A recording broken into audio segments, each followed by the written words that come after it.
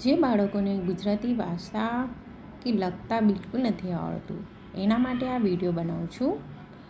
હું Krishna public study.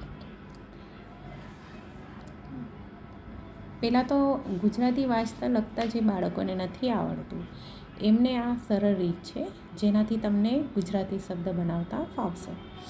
જેમ કે સ્વર. તો પહેલાં તો આપણે સ્વર જોઈએ. તો સ્વરમાં છે આપણે અ, આ, ઈ, ઉ, ઓ, ઔ, અહ. સ્વર આવડી ગયા. એના પછી તમારે વ્યંજન લખવાના. વ્યંજનમાં ક, ખ, ગ, ઘ, ચ, છ, જ, ટ, ઠ, ડ, ઢ, અણ, ત, થ, દ, ધ, ન, પ, ફ, બ, ભ, મ, ય, ર, લ, વ, શ, શ,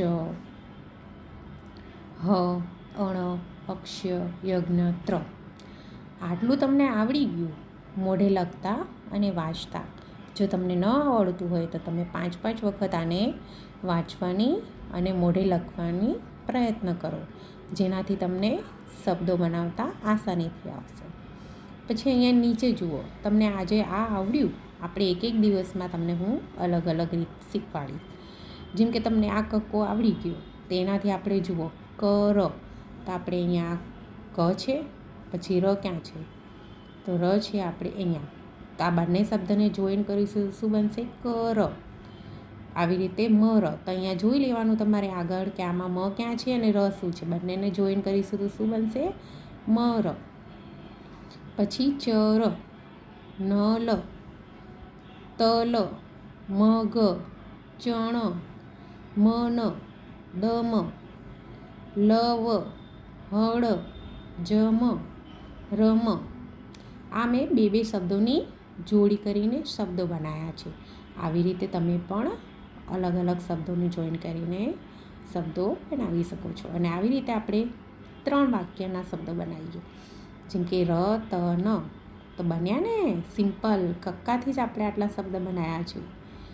ક, ર, મ, ચ, મ, ન, છ, ગ, ન. પછી આ 3માંથી આપણે અહીંયા મોટા શબ્દો બનાવીશું. જેમ કે જુઓ, ચમન, રમ, છગન, જમ, મન, નમન, કર, છગન, જમન, કર. તો જોયું દોસ્તો, તમને આ સરળ રીત કેવી લાગી?